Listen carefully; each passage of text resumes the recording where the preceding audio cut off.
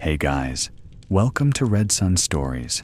Hope you're doing well. In tonight's story, a disgraced samurai must face the ghosts of every life he has taken and the terrible truth of the betrayal that destroyed him.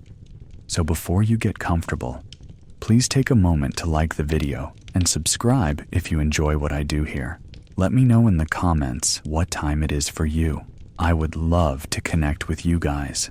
Now, let's dive into tonight's story together. In the fading light of a winter's dusk, where the boundary between the living world and the realm of shadows grows thin, there lies a forest forgotten by time. Its name has been lost to the ages, whispered only in the fearful murmurs of villagers who dare not venture near its twisted paths. The trees stand like silent sentinels, their branches reaching skyward like skeletal fingers, grasping at the heavy mist that perpetually shrouds the forest floor. Here, in this place of eternal twilight, where the air tastes of ancient sorrows and the wind carries voices from forgotten years, a lone figure walks. His name was Takeshi, once a samurai of considerable renown, now reduced to little more than a wandering shadow. The katana at his side, though still sharp and true, had become as heavy as the weight of memory itself. Each step through the undergrowth was a journey deeper into exile, deeper into the vast emptiness that had become his existence. The forest seemed to close around him like a living thing, watchful and patient, as if it had been waiting centuries for his arrival.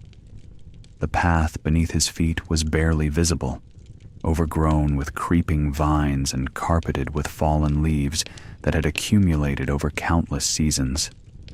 Moss clung to the ancient stones that occasionally broke through the earth, markers of some forgotten trail that had once connected village to village, life to life. Now it connected nothing but silence to deeper silence, leading ever inward to places where daylight struggled to penetrate the dense canopy above. Takeshi's breath misted in the cold air, each exhalation a small ghost that dissipated into the gathering darkness. His armor, once polished to mirror brightness, now bore the patina of travel and neglect. The clanmon that had once decorated his chest piece had been carefully removed, leaving only a darker shadow where it had been affixed, a reminder of honor lost, of belonging severed. He was Ronin now, masterless, purposeless, carrying only the memory of what he had been and the unbearable knowledge of what he had done.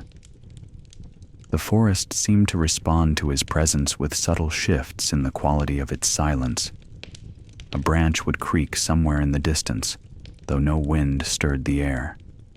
The shadows between the trees appeared to deepen and shift, as if observing his passage with countless unseen eyes. Takeshi had grown accustomed to these sensations over the weeks of his wandering. The forest was alive in ways that defied understanding, possessed of an intelligence that was neither hostile nor welcoming, but simply present, eternal, and infinitely patient. As darkness descended fully upon the land, Takeshi came upon a small clearing where the trees drew back slightly, allowing a glimpse of the sky above. Stars had begun to emerge, cold and distant, offering no warmth or guidance. In the center of the clearing stood the remnants of what might once have been a small shrine, its wooden structure now collapsed and reclaimed by nature. Vines had woven themselves through the broken timbers, and the stone foundation was nearly invisible beneath a thick carpet of moss and dead leaves. He approached the ruined shrine slowly, each footfall deliberate and measured. Something about this place felt significant, as if the threads of fate had been pulling him toward this very spot since the moment he had been cast out from his lord's service. The air here was different, heavier somehow, charged with an energy that made the hair on the back of his neck stand on end. He knelt before the ruins, his scarred hands resting on his thighs, and allowed his eyes to close. Memory came unbidden, as it always did in these quiet moments. Takeshi had been born in the spring of his lord's greatest triumph, when the clan's armies had secured the eastern provinces and brought prosperity to their lands. His father had been a respected captain, his mother the daughter of a wealthy merchant who had allied with the samurai class. From his earliest days, Takeshi had been trained in the ways of Bushido, learning to wield the sword before he could properly write his own name. The dojo where he had trained still existed in his memory with perfect clarity. The smell of straw mats, the sound of bakken striking against bakken, the stern voice of his sensei correcting his stance, teaching him that the way of the warrior was not merely skill with a blade, but a philosophy of living and dying with honor. He had excelled in his training, rising quickly through the ranks of his lord's guard. By his 20th year, he had earned the right to wear the double swords of the samurai, and his name had become known throughout the province as a warrior of exceptional skill and unwavering loyalty. His lord had favored him, entrusting him with increasingly important duties. Takeshi had believed himself to be living in accordance with the precepts of Bushido, following the path laid out by generations of warriors before him. But honor, he had learned, was a far more fragile thing than he had ever imagined. The memory that haunted him most fiercely took place on a rain-soaked evening in early autumn, 3 years past. His lord had summoned him to a private audience, a rare honor that Takeshi had accepted with deep gratitude. The room had been lit by paper lanterns that cast dancing shadows on the walls, and the air had been thick with the scent of incense burning at the small Buddhist altar in the corner. His lord, a man of advanced years whose wisdom was matched only by his cunning, had spoken to him of a delicate matter. There was a rival within the clan, his lord had explained, a younger cousin who harbored ambitions that threatened the stability of their house. This cousin had been gathering supporters, quietly building a faction that might one day challenge the rightful succession. The stability of the entire clan, the lives and prosperity of countless retainers and their families, depended upon maintaining order and tradition. Takeshi, as one of the most trusted warriors, was being asked to resolve this threat quietly, permanently, before it could grow into open conflict that would tear the clan apart and invite the attention of rival lords. The task had been presented not as an assassination, but as a necessary act of loyalty, a sacrifice made in service to the greater good. Takeshi, raised to believe that his lord's will was as immutable as the commands of heaven itself, had accepted the duty without question. He had believed, in that moment, that he was acting in accordance with the highest principles of the warrior's code. The cousin's name had been Kenji, a young man only a few years Takeshi's junior. They had trained together as boys, had shared meals and laughter, had once considered each other friends before the complexities of clan politics had driven them apart. Kenji lived in a modest compound on the edge of the castle town, surrounded by a small garden that he tended himself. He had a fondness for poetry and the tea ceremony, pursuits that some of the more martial-minded warriors considered unsuitable for a samurai, but which had always struck Takeshi as admirable in their gentleness. Takeshi had chosen a night when the moon was hidden behind clouds, when the town slept deeply and the guards at Kenji's gate had grown drowsy at their posts. He had moved through the shadows like a phantom, his years of training allowing him to navigate the compound without alerting a single soul. He had found Kenji in his private study, seated before a low table covered with papers filled with elegant calligraphy. The young man had been composing poetry, his brush moving gracefully across the page, completely unaware of the death that approached on silent feet. The moment stretched in Takeshi's memory like something elastic and fragile, ready to snap. He could still see the soft glow of the candles on Kenji's desk, still smell the ink and paper, still hear the gentle sound of brush on parchment. And then, in a movement so practiced it required no conscious thought, Takeshi had drawn his blade. Kenji had looked up at the whisper of steel leaving its sheath, his eyes widening in recognition and understanding. There had been no plea for mercy, no attempt to fight or flee. Instead, Kenji had simply set down his brush with careful precision and met Takeshi's gaze with an expression of profound sadness. In that look, Takeshi had seen not fear, but disappointment. Disappointment in the world, in the cruelty of fate, and most devastatingly, in Takeshi himself. The strike had been clean and swift. Kenji had died without a sound, slumping forward onto his poetry, the ink of his final unfinished verse mingling with the blood that spread across the page. Takeshi had stood over the body, his sword still extended, and for the first time in his life, he had felt the true weight of what he had done. This was not battle. This was not the clash of armies or the honorable duel of warriors. This was murder, dressed in the garments of duty and loyalty, but murder nonetheless. He had reported back to his lord as commanded, expecting praise or at least acknowledgement of a difficult task completed. Instead, he had found himself standing before not only his lord, but also several senior retainers and clan elders. The political situation, he was informed, had changed. Kenji's faction had been larger than anticipated, and his death had created complications that required careful management. A scapegoat was needed, someone to bear the blame for this regrettable incident, to satisfy Kenji's supporters and maintain the appearance of justice within the clan. That someone would be Takeshi. The logic was coldly efficient. Takeshi's own rising reputation had made him the target of envy among some of the senior warriors. His close relationship with the Lord had created tensions.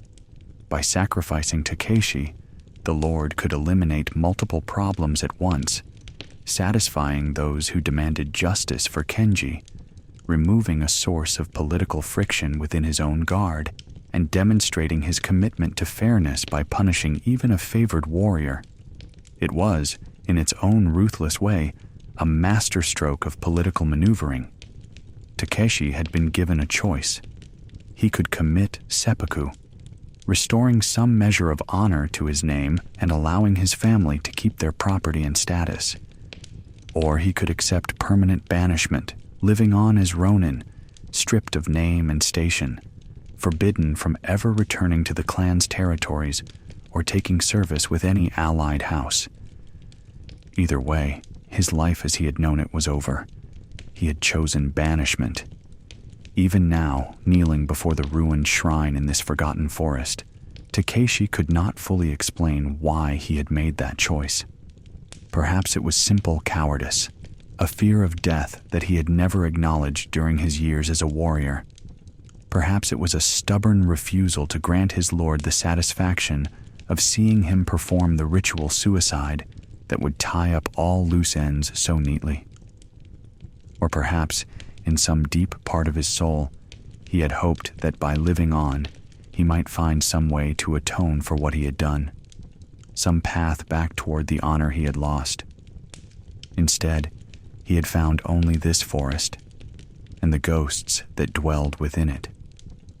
Night had claimed the forest completely now, transforming it into a realm of absolute shadow. The stars that had been visible through the clearing were now obscured by clouds that had rolled in with the darkness, and the air had grown even colder, sharp enough to sting the lungs with each breath. Takeshi rose from his kneeling position before the ruined shrine, his joints stiff from maintaining the posture. He would need to find shelter, or at least build a small fire to ward off the worst of the cold. As he moved to gather deadwood from the edges of the clearing, he became aware of a sound that had not been present before. It was faint at first, barely distinguishable from the natural creaking of the trees and the rustle of small creatures moving through the undergrowth. But as he paused to listen, it grew clearer.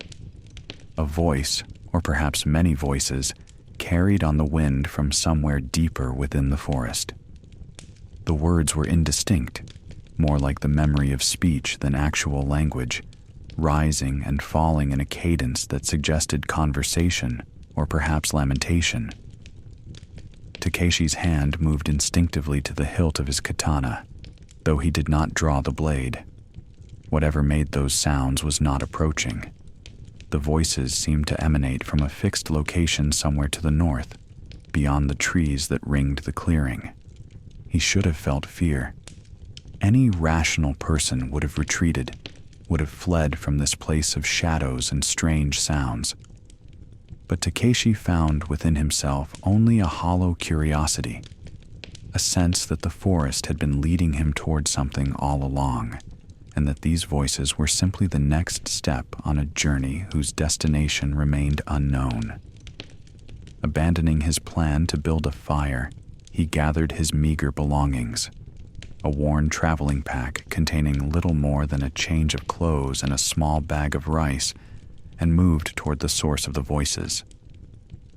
The trees seemed to close around him once more as he left the clearing, their branches forming a tunnel of darkness that swallowed what little starlight managed to penetrate the clouds above. His footsteps made no sound on the soft earth, years of training ensuring that his passage remained as silent as the shadows themselves. The voices grew stronger as he walked, though no clearer in their meaning. They spoke in old Japanese, he realized, a dialect that had not been commonly used for generations. He could catch only fragments, words like honor and blood and duty, that seemed to echo his own thoughts, his own guilt. The forest path, such as it was, began to descend into a shallow valley where the trees grew even more densely. Mist rose from the ground here, curling around the trunks and obscuring the path ahead. Then, through a gap in the trees, Takeshi saw light. It was not the warm glow of fire, nor the cold gleam of moonlight. Instead, it was a pale, sickly luminescence that seemed to emanate from the very air itself, collected in patches that floated and drifted like marsh gas. These lights hovered in a small depression ahead, illuminating the scene with an otherworldly radiance that made Takeshi's skin crawl with instinctive unease. In the center of the depression, surrounded by the floating lights, was a sight that made him stop in his tracks. 7 figures stood in a circle, their forms indistinct and wavering like reflections in disturbed water. They were dressed in armor of an ancient style, samurai warriors from a bygone era, and they appeared to be engaged in some kind of ritual or ceremony. Their voices were the source of the sounds he had been following, and now that he was closer, he could make out more of what they were saying. They were reciting the names of the dead, one after another, in a litany that seemed to have no beginning or end. The spectral figures spoke names aloud. Some were Japanese, others from regions that Takeshi barely recognized. Men and women, warriors and civilians, each name pronounced with careful deliberation before the next began. The ritual had the quality of a memorial service, but one that encompassed not just the recent dead, but the accumulated casualties of centuries of warfare and violence. Takeshi stood at the edge of the depression, neither hidden nor announcing his presence, simply observing. The ghostly warriors paid him no attention, continuing their endless recitation as if he were not there. He noticed that the mist seemed to be thicker around them, as if the very atmosphere was responding to their presence, and that the strange lights occasionally coalesced into shapes that almost resembled human faces, before dissolving once more into formless illumination. Then, Without warning, one of the figures turned to look directly at him. The movement was sudden and unnatural, as if the ghost had not gradually become aware of his presence, but had instead been struck by the knowledge all at once. The face that regarded him through the mist was barely visible, features obscured by the wavering quality of the apparition's form, but Takeshi felt the weight of its gaze with physical intensity. The other figures continued their recitation, but this one had broken from the circle, its attention fixed entirely upon the living man who had stumbled into their eternal ceremony. "Takeshi of the Fallen House," the ghost spoke, its voice like wind through hollow bamboo. "You walk the path of the banished, carrying the weight of betrayed honor. Do you know why you have been led to this place?" Takeshi's throat felt dry as he attempted to respond. His voice, when it finally emerged, sounded foreign to his own ears, small and uncertain in the presence of these ancient spirits. "I do not know," he admitted. "I wander without purpose, without destination. If the forest has led me here, I cannot say why." The ghost seemed to consider this response, its form becoming slightly more solid, slightly more defined. Takeshi could now make out details of its armor, scales of lacquered leather, in a style not used for 300 years, a helmet with a distinctive crest that he recognized from historical scrolls. This had been a warrior of the Ashikaga period, a veteran of the wars that had ravaged Japan during the age of the warring provinces. "Purpose," the ghost repeated, as if tasting the word. "The living always speak of purpose, as if the universe were organized around their intentions and desires. But you have learned, have you not, that purpose is merely another word for delusion? The orders you followed, the loyalty you displayed, the honor you believed you were upholding, all of it was constructed from nothing more substantial than wind and shadow." The other ghosts had stopped their recitation now, all turning to face Takeshi with that same sudden, unnatural movement. 7 pairs of eyes, or what passed for eyes in their spectral forms, regarded him with expressions that ranged from curiosity to something that might have been pity. "We know your story," another of the ghosts spoke, this one smaller and more compact than the first, its voice higher pitched, but no less unsettling. "We know of the cousin you killed in the darkness, the trust you betrayed, the order you followed without question. You are not unique in your guilt, Takeshi. Every warrior who has ever lived has faced the same choice: to follow orders or to follow conscience, to serve loyalty or to serve truth. Most, like you, chose wrong. And now you wander," a third ghost added, "carrying your guilt like a stone tied around your neck, hoping that somehow, through suffering and exile, you might find redemption. But tell us, Takeshi of the Fallen House, what is redemption?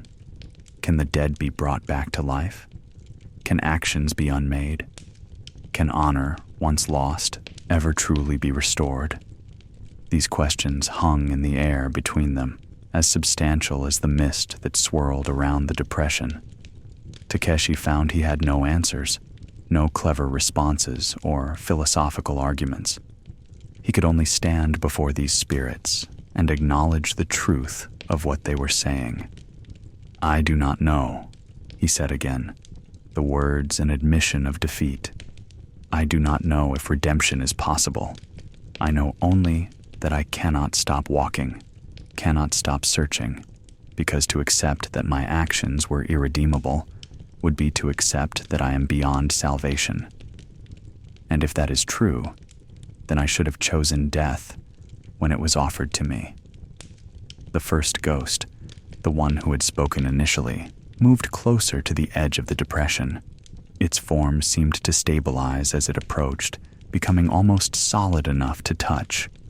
When it spoke again, its voice had lost some of its hollow, ethereal quality, taking on tones that reminded Takeshi disturbingly of his own father. Death would have been simpler, the ghost acknowledged. The living always underestimate the simplicity of death, but you chose the harder path, whether by courage or cowardice we cannot say, and now you must walk it to its conclusion. What conclusion? Takeshi asked, his hand still resting on the hilt of his sword, though he knew no blade could harm these beings. What is it that you want from me? Why have I been brought here? The ghosts exchanged glances, a gesture that seemed both human and utterly alien. Then, as one, they turned their gazes toward a point deeper in the forest, toward a darkness that seemed even more profound than the surrounding night. We want nothing, the first ghost said. We are merely witnesses, echoes of warriors past who linger in this place between worlds. But the forest itself has called you, drawn you through its paths toward a meeting that was determined long before you were born. Deeper within, at the heart of this cursed place, there waits something that you must face. Whether it is redemption or damnation, we cannot say. Perhaps both. Perhaps neither. But face it you must. For that is why you were allowed to leave your clan alive, why you were permitted to wander these paths, why you have been brought to this exact moment in this exact place. The strange lights that had been illuminating the scene began to dim, and with them, the forms of the ghostly warriors started to fade. Their voices grew fainter, returning to the wind-like whispers that Takeshi had first heard, until he could no longer distinguish words from the natural sounds of the forest at night. Follow the path of the lights, came a final whisper, so faint he could barely be certain he had heard it at all. Walk until the dawn reveals what the darkness has hidden, and know that whatever you find, you will have been prepared for it by all that came before. Then they were gone, and Takeshi stood alone in the depression, surrounded by ordinary mist and darkness, with only the memory of the encounter to suggest it had not been a dream, born of exhaustion and guilt. But as he turned to face deeper into the forest, he saw that not all the lights had vanished. A single pale glow, like a lantern carried by an invisible hand, floated in the distance, beckoning him onward. After only a moment's hesitation, he began to walk toward it, leaving the depression and its ghosts behind, descending deeper into the heart of the cursed forest, toward whatever destiny awaited him there. The single light drifted through the forest like a fallen star, always maintaining the same distance ahead of Takeshi, no matter how quickly or slowly he walked. It cast no shadow, illuminated nothing around it, existing as a pure point of luminescence in the all-encompassing darkness. He followed it for what might have been hours, or might have been mere minutes. Time had become as fluid and unreliable as everything else in this place. The forest changed as he walked, becoming progressively older and more primal. The trees here were giants, their trunks as wide as small houses, their roots breaking through the earth like the bones of the world itself. Vines as thick as his arm hung from branches high above, creating curtains of vegetation that he had to push through. The air grew heavier, laden with the scent of decay and growth intermingled, the eternal cycle of death feeding life, feeding death. As he walked, images began to form in his mind. Not quite memories, not quite visions, but something in between. He saw Kenji again, but not as he had been in the moment of his death. Instead, he saw the young man as a boy, laughing in a courtyard where children played at being warriors with wooden swords. He saw Kenji at his coming-of-age ceremony, his face serious and proud as he received his first true blade. He saw him bent over, scrolls, studying the classics of Chinese philosophy, his brow furrowed in concentration. He saw him in the tea house, performing the ceremony with grace and precision, each movement a meditation on the nature of transience and beauty. These were not Takeshi's memories. He had not been present for most of these moments. They were somehow the forest's gift or its curse, showing him the fullness of the life he had ended.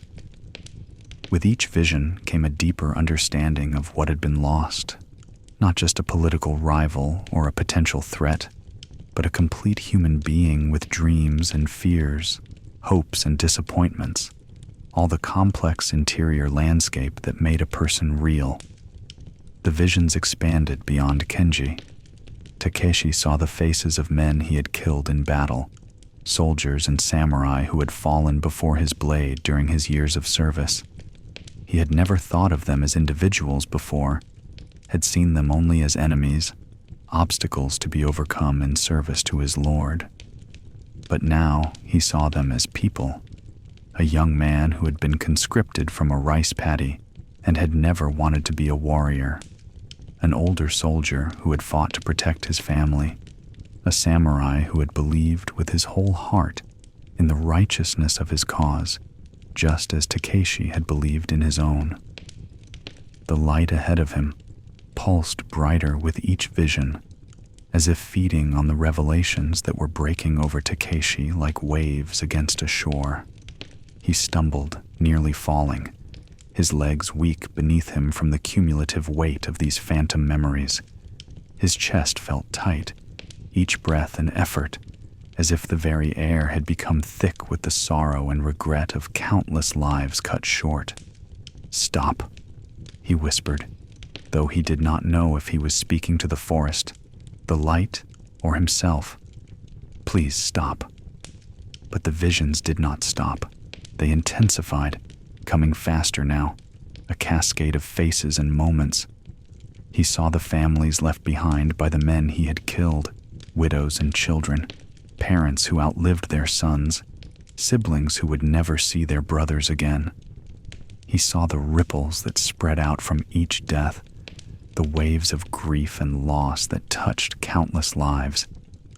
And he understood, with a clarity that was almost unbearable, that his own actions had been merely one thread in an endless tapestry of violence and suffering that stretched back through all of human history.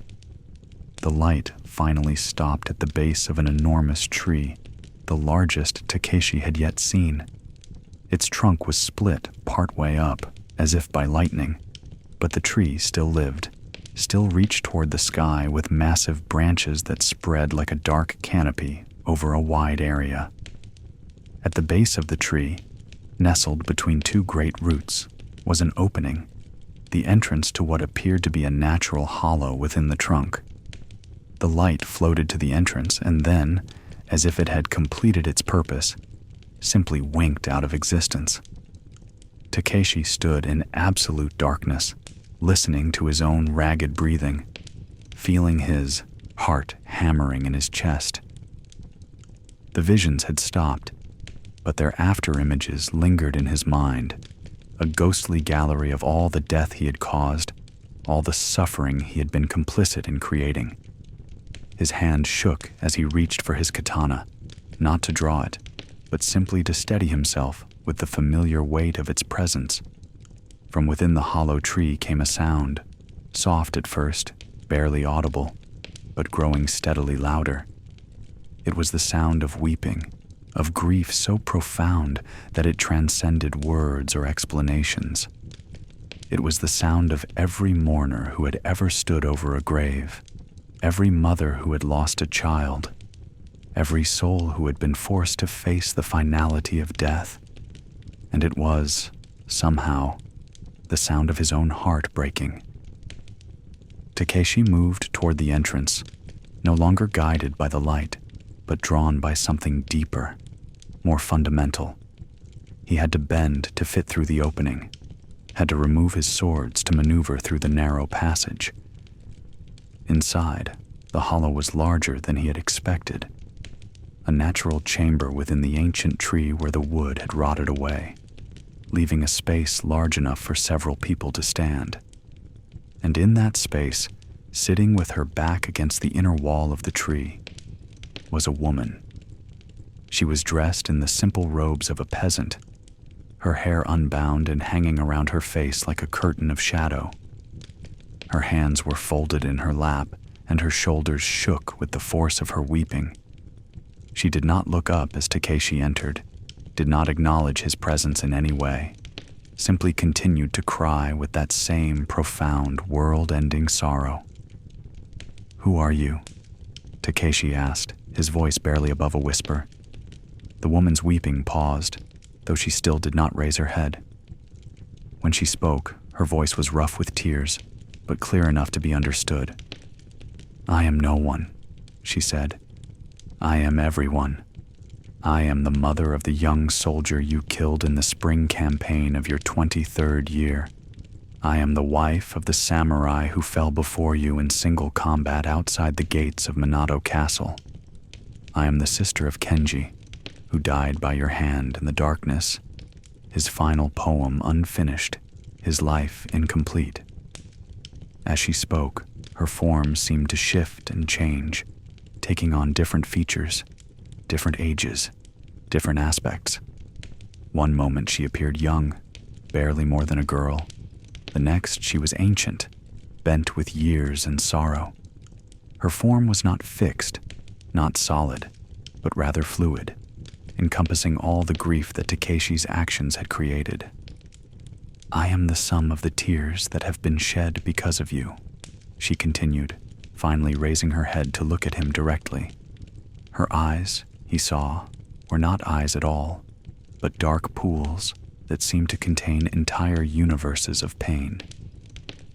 "I am the weight you have carried without knowing, the debt you have incurred that can never be repaid.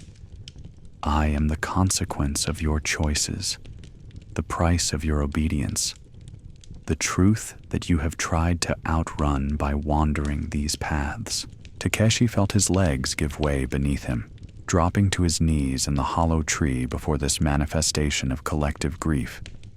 His katana fell from nerveless fingers, clattering against the hollow's floor, but he made no move to retrieve it. What use was a sword against the truth? "I do not know how to make amends," he said, his own voice breaking. "I do not know what I can do to ease the suffering I have caused. If death would serve, I will give it. If endless wandering would help, I will walk until the end of time. Tell me what I must do."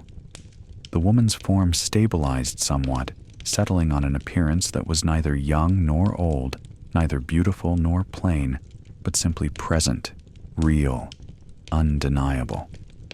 She reached out one hand toward him, not an offering or threat, but in a gesture that seemed to encompass everything between them: the past, the present, the impossible future.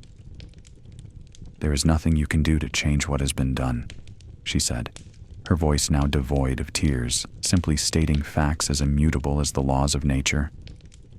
"The dead cannot be returned to life. The tears cannot be unshed.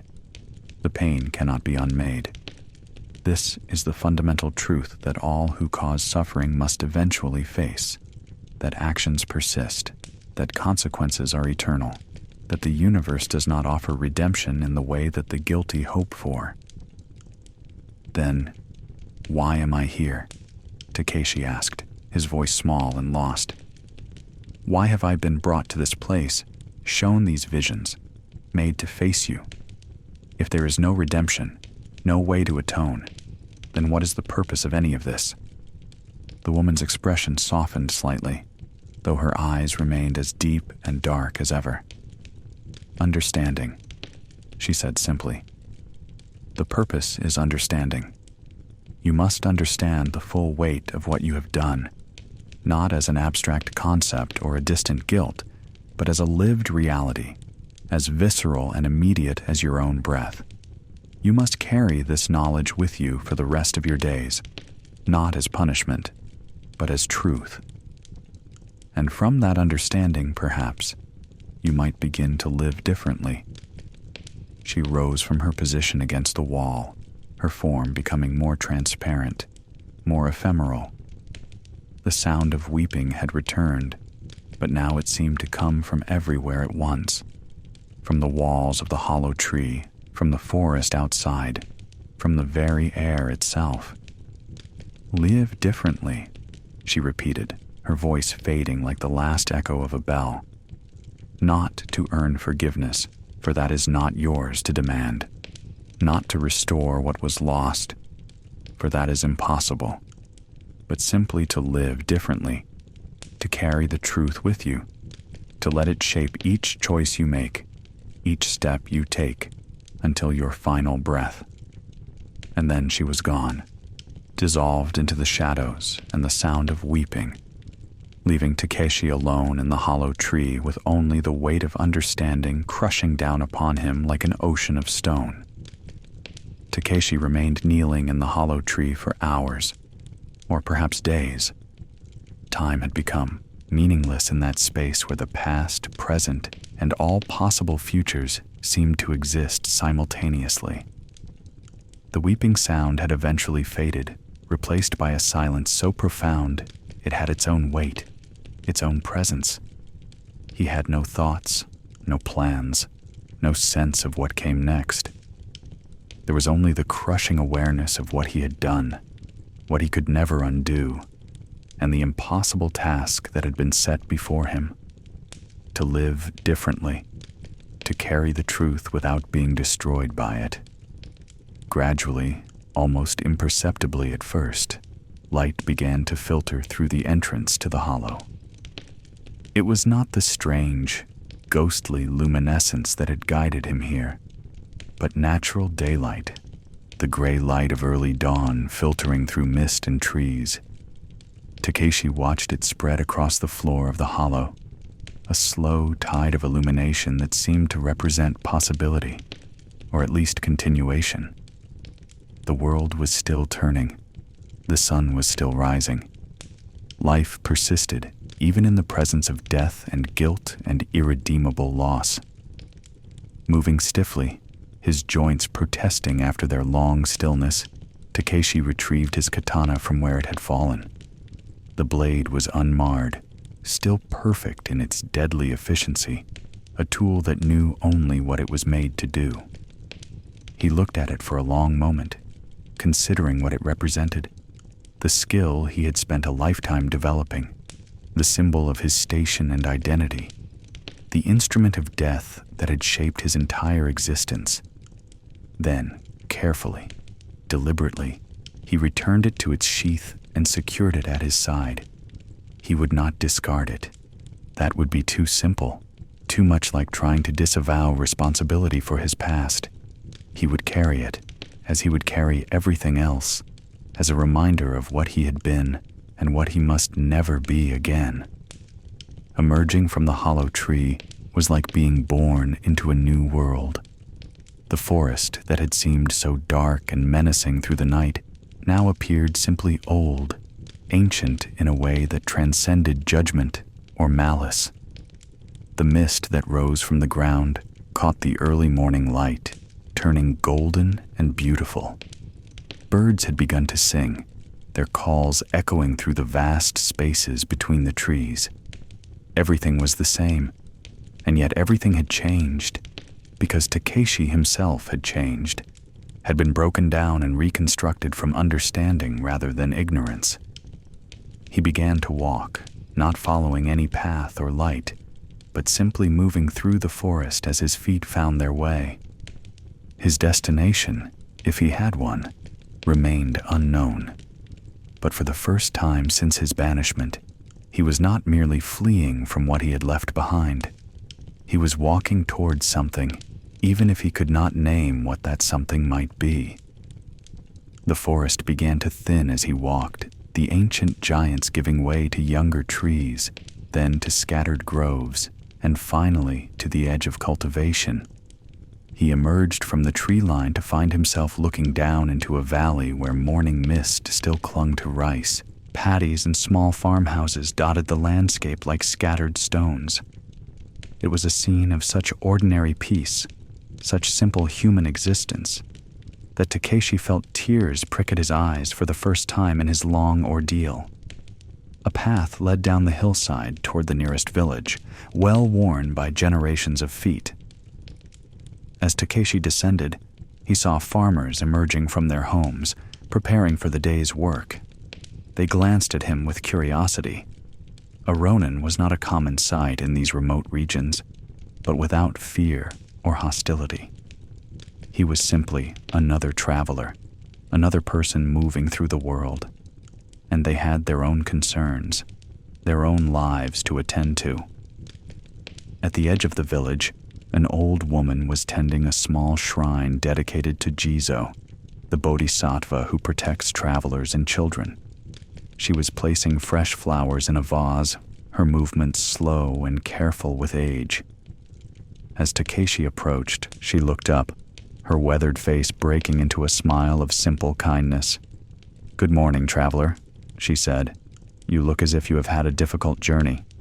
Takeshi stopped, bowing respectfully. "I have," he said, his voice rough from disuse. "The forest. The night was long." The old woman nodded, as if she understood far more than his words conveyed. "That forest has many stories," she said. "Old stories, sad stories. People who enter it are not always the same when they emerge. If you are hungry, the village headman will provide a meal. If you need rest, the temple will offer shelter. We are simple people, but we share what we have." The offer of kindness, so freely given to a stranger, was almost more than Takeshi could bear. He felt the weight of the katana at his side, the symbol of a violent past and a lost identity, and wondered what right he had to accept the hospitality of these peaceful people. But he remembered the woman's words in the hollow tree, "Live differently." And living differently meant accepting kindness, even when he felt unworthy of it. It meant allowing himself to be part of the human community again, not to forget his guilt, but to carry it while still participating in the ordinary business of living. "Thank you," he said, bowing again, deeper this time. "Your kindness is more than I deserve, but I accept it gratefully." The old woman's smile widened, and she gestured toward the village. "We all deserve kindness, traveler. The world is hard enough without making it harder for ourselves. Go, eat, rest. The morning is young, and whatever burdens you carry, they will still be there after a warm meal." Takeshi followed her directions to a modest house near the center of the village, where the headman, a sturdy man in his middle years, welcomed him without question.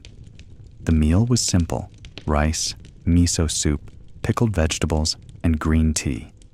But to Takeshi, who had been surviving on meager rations and foraged roots during his time in the forest, it was a feast.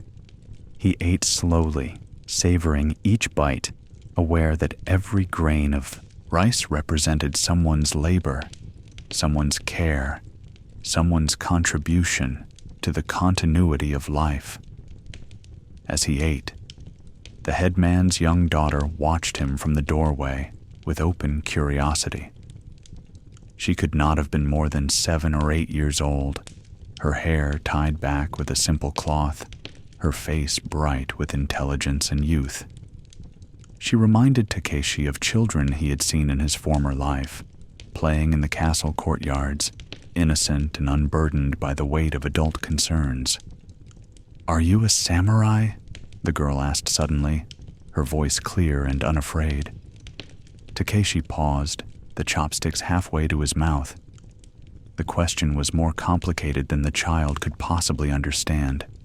What was he now? A Ronin, technically, but even that designation felt inadequate to describe what he had become through his night in the forest. "I was," he said finally, setting down his chopsticks and giving her his full attention. "But I am trying to become something else." "What are you trying to become?" she asked, her head tilting in curiosity. Takeshi considered this for a long moment. searching for words that would be honest without being burdensome to share with a child. "Someone who helps rather than harms," he said at last. "Someone who builds rather than destroys. Someone who remembers but also learns." The girl seemed satisfied with this answer, nodding solemnly before skipping away to her morning chores.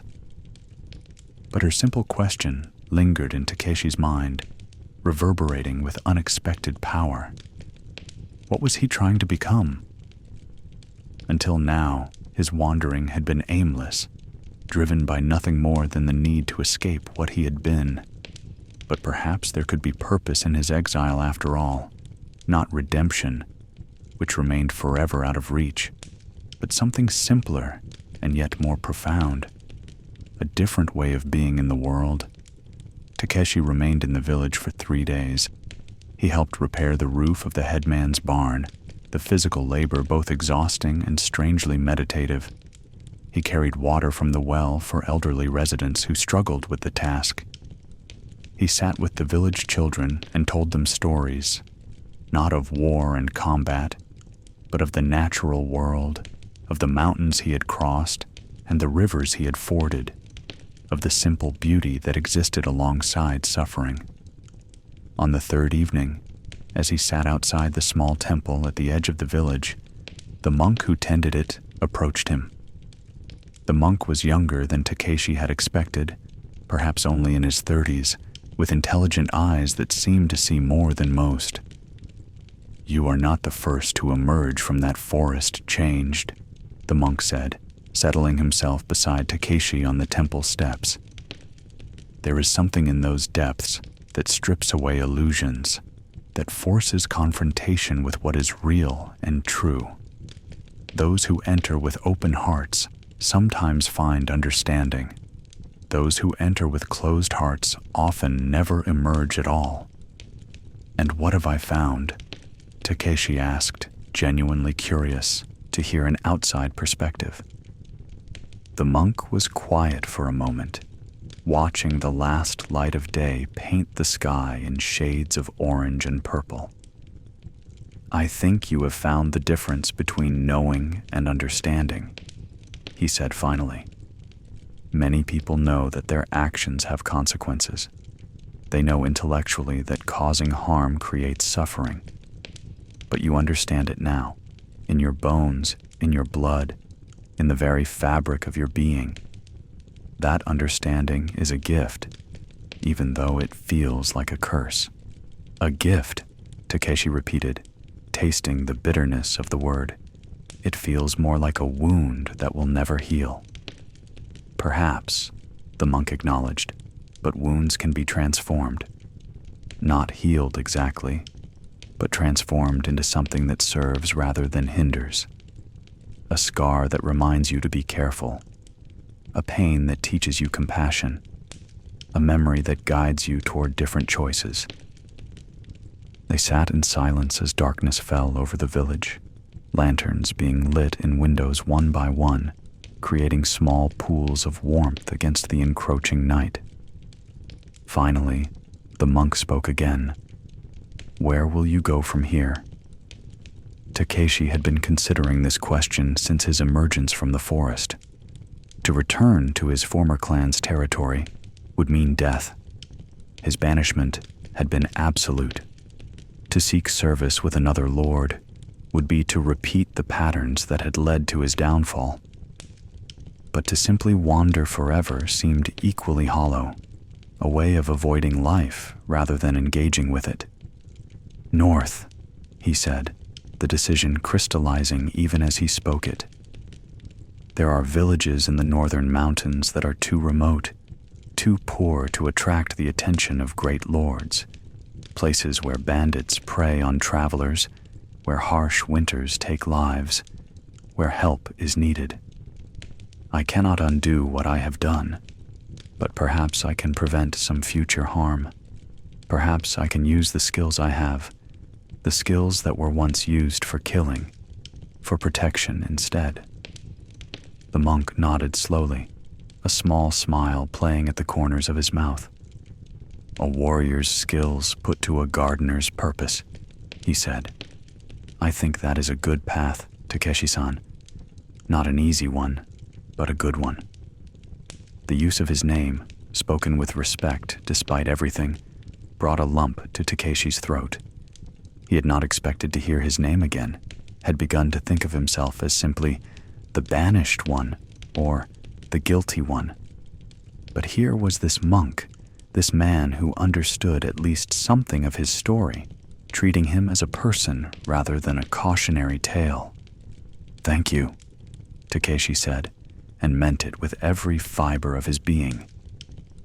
The next morning, before dawn, Takeshi prepared to leave. The village was still sleeping, but he found a small bag of rice and dried fish waiting outside the headman's door, supplies for his journey. He bowed deeply to the silent house, then turned his steps northward, toward the mountains that rose like a wall of shadow against the pre-dawn sky. As he walked, he thought about the spectral warriors he had encountered, reciting their endless litany of names. He understood now that they were not judging him, not condemning him, but simply bearing witness. They represented the eternal reality of death and loss, the price that is paid again and again throughout history, as people make choices based on loyalty, honor, duty, and all the other abstractions that seem so important until they are weighed against actual human lives. He would carry their memory with him, just as he would carry the memory of Kenji, of the weeping woman in the hollow tree, of all the faces that had appeared to him in his visions, not as punishment, but as truth, not as a burden that would crush him, but as knowledge that would inform every decision he made from this day forward. The path northward was steep and difficult, climbing through foothills that gradually gave way to true mountains. The air grew thinner and colder, and Takeshi's breath misted before him as he climbed. He passed through other villages, smaller and more isolated than the one where he had rested, and in each he made the same offer, his sword arm in service of protection, no payment required beyond a meal and shelter. Some villages accepted his offer gratefully, having suffered from bandits or wild animals. Others turned him away, suspicious of a Ronin's motives. Takeshi accepted both responses with equal grace, understanding that trust had to be earned, that his past could not simply be wiped away by good intentions. In a village called Kamikaze, perched on the side of a mountain where eagles nested, he encountered a situation that would define his new path.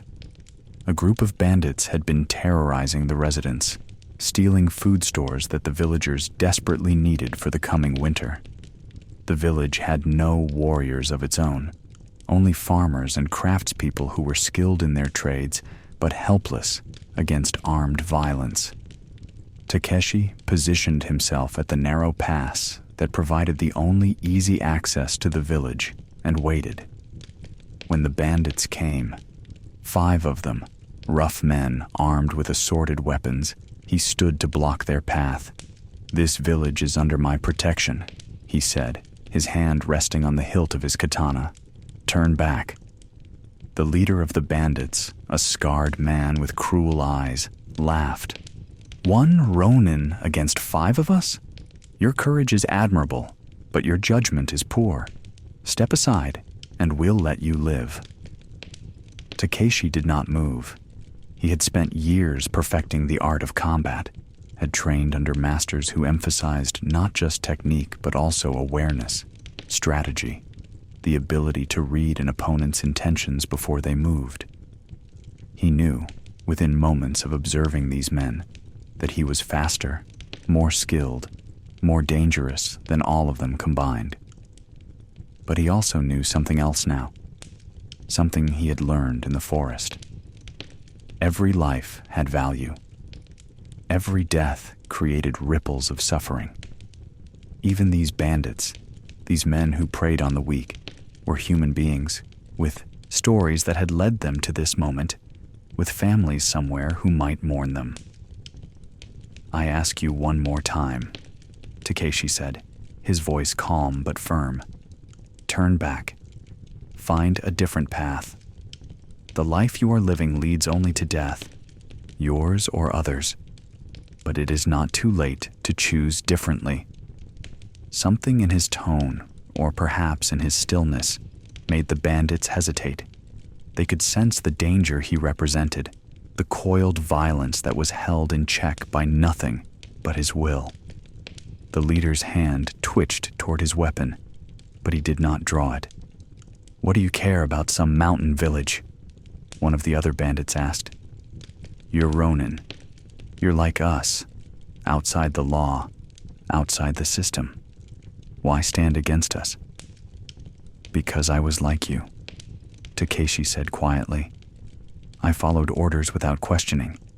I took lives because it was expected of me, and I learned too late that there is always a choice, always a moment where you can choose differently. This is that moment for you. Choose wisely." The silence that followed was profound.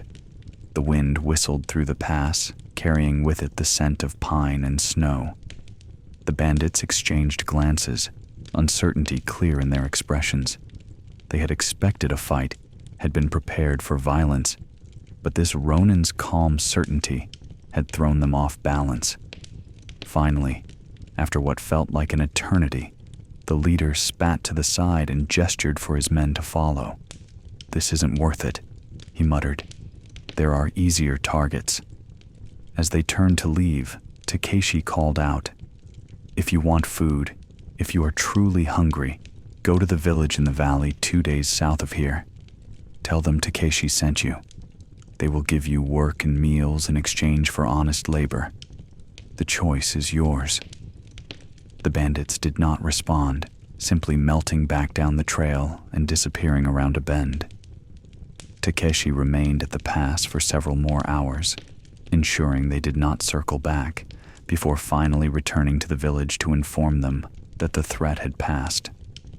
The villagers' gratitude was overwhelming. They offered him a permanent home, a place in their community, respect and honor that he had not experienced since his banishment.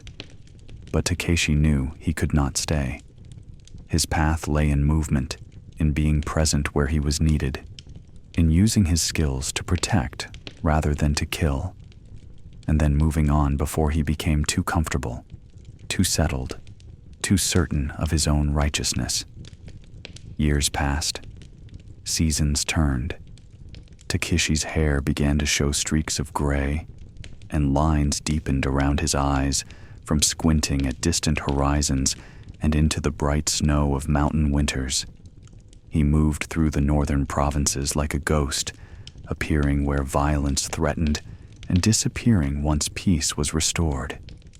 He became a story that people told. The Ronin who protected the weak, who chose words over swords when possible, who carried himself with the weight of someone who had seen beyond the veil of ordinary existence.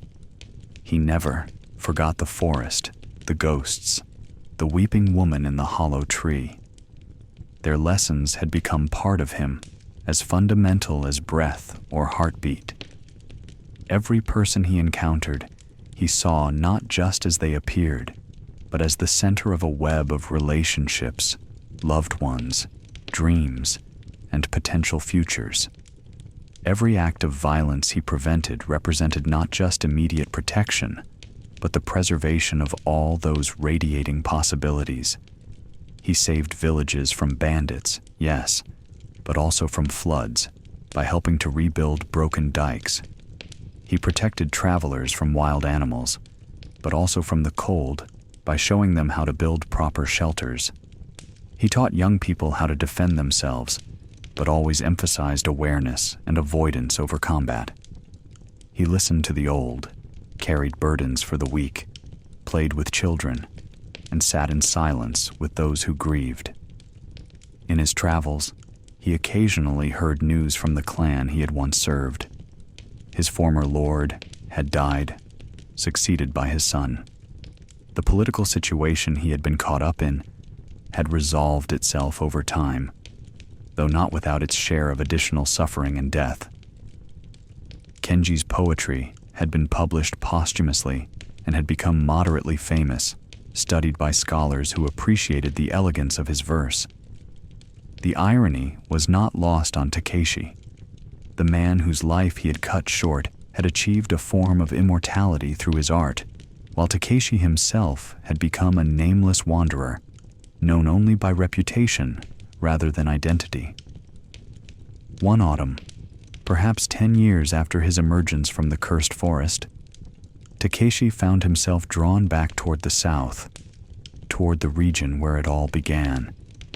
He did not consciously plan to return to the forest, but his feet seemed to carry him in that direction regardless, as if there were still unfinished business waiting among those ancient trees. The villages near the forest had changed little. He passed through the same settlement where the old woman had offered him kindness after his night of transformation.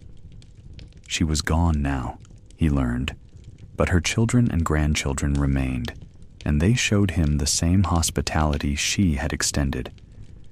He told them stories of his travels, but did not mention his past, or the night he had spent in the forest that loomed at the edge of their world. As twilight fell, Takeshi stood at the tree line, looking into the darkness between the trunks. The forest seemed less menacing now, or perhaps it was simply that he was less afraid. He had carried its lessons with him for a decade, had let them shape his choices and his path. In a sense, he had never truly left this place. It had become a permanent part of his internal landscape. He entered the forest as the last light faded from the sky, walking the paths that had once terrified him with their strangeness and mystery. But now he knew what the forest truly was. Not a supernatural realm exactly, but a place where the barriers between internal and external reality grew thin, where truth could not be avoided or ignored. It was a mirror that reflected not appearances but essences, and what it showed was not always comfortable to witness. He found the clearing with the ruined shrine, more overgrown now than it had been during his first visit, nature continuing its slow process of reclamation. He found the depression where the 7 ghostly samurai had performed their ritual, now just an ordinary hollow filled with fallen leaves. And finally, he found the great tree with its split trunk and hollow interior, the place where he had faced the weeping woman and received the task that had defined the past decade of his life. The hollow was empty now, just a dark space within the ancient tree. No ghosts, no spirits, no manifestations of guilt and grief. But Takeshi entered anyway, sitting in the same spot where he had knelt all those years ago, feeling the rough wood against his back, breathing in the scent of decay and growth that permeated the space. "I have tried," he said aloud, speaking to the darkness, to the forest, to whatever consciousness might still linger in this place. "I have tried to live differently, to carry the truth without being destroyed by it, to use my skills for protection rather than killing. I do not know if it has been enough. I do not know if anything could ever be enough. But I have tried." For a long time, there was only silence. Then, so faint he almost missed it, came the sound of weeping, but different now, softer, less desperate. It was the sound of grief that had been acknowledged, honored, given its due space. Not grief that had ended, for grief never truly ends, but grief that had been integrated into the larger pattern of existence. And then, in a voice that might have been the wind, or might have been something else entirely, came words. "You have done well, Takeshi. The path you chose was harder than death, but you walked it anyway. The understanding you carry has prevented suffering, has protected the vulnerable, has created small pools of light in a world that can be very dark. That is all anyone can do. That is everything. Takeshi felt something release in his chest, a tension he had been carrying for so long that he had forgotten it was there. Not absolution. He would never seek or expect that. Not forgiveness. That was not his to claim.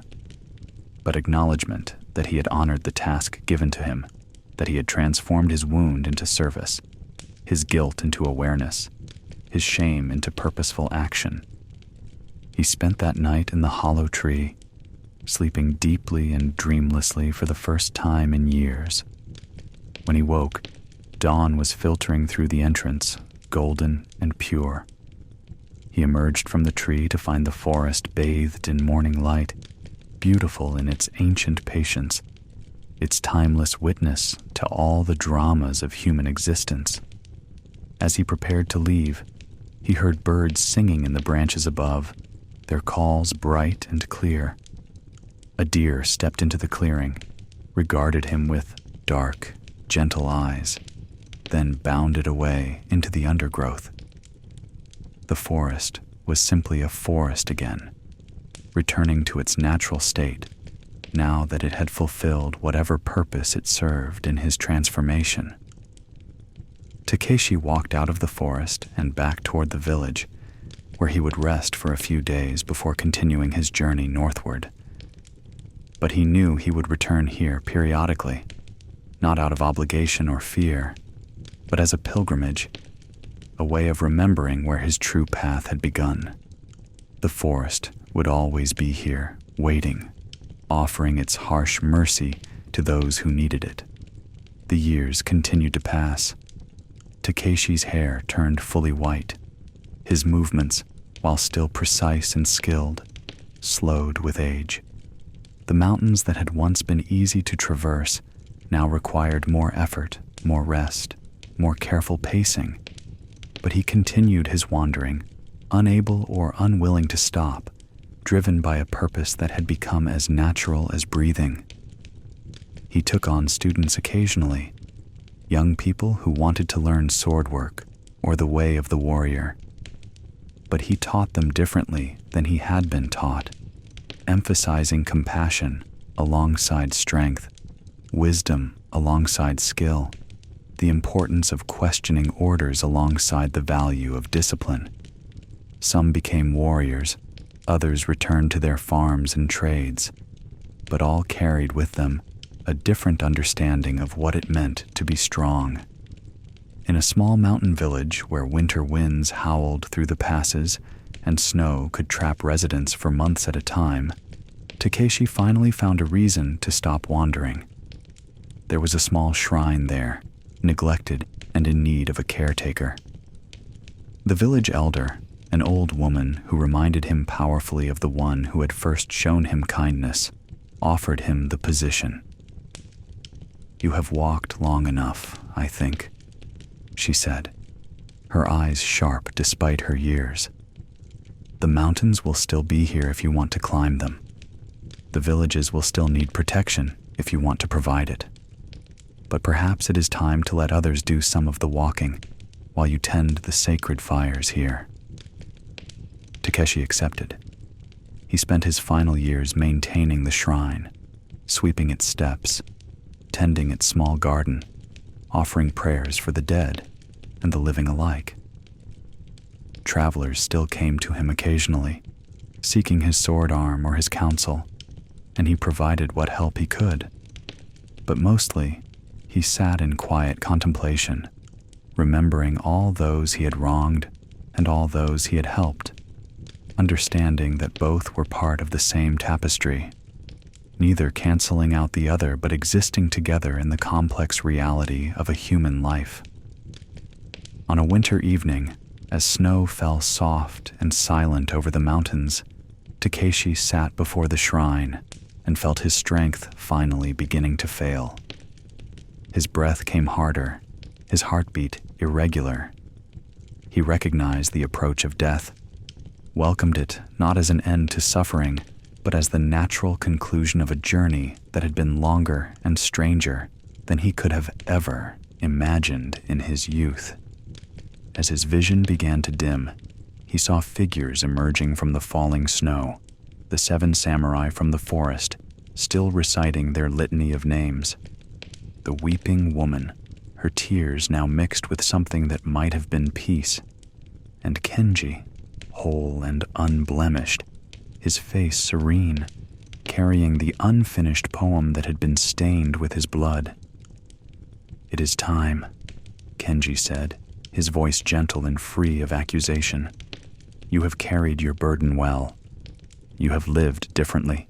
You have transformed your wound into service, your guilt into awareness. The debt can never be repaid, but it has been acknowledged, honored, given meaning. That is enough." Takeshi nodded, unable to speak, tears freezing on his cheeks. He wanted to apologize, to explain, to somehow make Kenji understand. But he realized that understanding had already been achieved, that whatever needed to be said between them had been communicated through the life he had lived, the choices he had made, the path he had walked for all these years. The ghosts surrounded him as the snow continued to fall, not threatening or condemning, but simply present, bearing witness to his passing as they had borne witness to countless others. And as Takeshi's eyes closed for the final time, he felt not the terror of oblivion, but a deep, profound gratitude for having been allowed to live long enough to understand, to change, to make what small difference he could in a world that would continue on without him. They found him in the morning, sitting peacefully before the shrine, covered in fresh snow that had given him the appearance of a statue. His katana lay beside him, its blade as sharp and perfect as the day it had been forged, but its purpose transformed by the hand that had wielded it. The villagers buried him in the small cemetery near the shrine, marking his grave with a simple stone that bore only his name and the words he had spoken to the village girl so many years ago. Someone who helps rather than harms. The stories of Takeshi the Wanderer spread through the northern provinces and eventually beyond. Over time, fact and legend became intertwined until it was difficult to say where one ended and the other began. Some said he had been a great lord who had given up everything for a life of service. Others said he was a commoner who had taught himself the sword and used it to protect the weak. Still others whispered that he had died and been resurrected in the cursed forest, that he was more spirit than man, that his blade could cut through darkness itself. The truth, as always, was more complex and more simple than the legends. Takeshi had been a man who made terrible mistakes, who caused irreparable harm, who was complicit in violence and betrayal. But he was also a man who, when forced to confront the truth of what he had done, chose to spend the rest of his life trying to live differently, not seeking redemption, for that was beyond his reach, not trying to earn forgiveness, for that was not his to claim, simply trying, day by day, choice by choice, to create more light than darkness, to prevent more suffering than he had caused, to honor the dead by protecting the living. The shrine where he had spent his final years became a place of pilgrimage for those seeking guidance on difficult paths. Warriors came to pray for wisdom to know when to fight and when to seek peace. Those who had committed wrongs came seeking not absolution, but the strength to live with their guilt while still contributing something positive to the world. Parents brought their children to teach them about the complexity of honor, about the importance of questioning authority, about the possibility of transformation even after terrible mistakes. And sometimes, on winter evenings when the snow falls soft and silent over the mountains, travelers report seeing a figure in the forest near the shrine, an old man with white hair and a sword at his side, walking among the ancient trees, keeping watch over the paths between the world of the living and the realm of shadows. They say he appears to those who are lost, offering not directions, but questions, not answers, but the opportunity for understanding. The forest itself remains, unchanged and unchanging, waiting for the next soul who needs its harsh medicine. The great tree with its split trunk still stands, and the hollow within still serves as a place where truth cannot be avoided. The ghosts, if ghosts they are, continue their eternal vigil, bearing witness to the endless cycle of violence and its consequences, of guilt and its transformation, of death and what meaning the living make of it. And in the village below, children still learn the story of Takeshi, not as a cautionary tale or a legend of heroism, but as something more nuanced and true, a story about the weight of choices, about the possibility of change, about the long, difficult path from understanding to transformation. They learn that honor is not simply following orders or maintaining appearances, but rather the complex work of living with integrity even when, especially when, that integrity has been compromised. They learn that redemption may be impossible, but living differently is always within reach. They learn that the worst mistakes do not define a life unless we let them, that even the deepest wounds can be transformed into wisdom if we are willing to carry them honestly rather than deny them or hide them away. The tale of the Banished Samurai, then, is not a story with a simple moral or a clear resolution. It is a story that continues, passed from generation to generation, adapted and reinterpreted by each new voice that tells it. It is a story about the forest where truth dwells, about the ghosts who remember what we would prefer to forget, about the long road from ignorance to understanding to action. It is a story about how we live with what we have done and what has been done to us, about how we walk forward, carrying our burdens without being crushed by them, about how we transform our wounds into wisdom, our guilt into service, our darkness into light, not through grand gestures or dramatic redemption, but through the patient, persistent work of choosing differently, day after day, until our final breath. And so the story ends where it began, in the forest, in the darkness, in the space where the living and the dead meet to bear witness to the complex, painful, beautiful work of being human.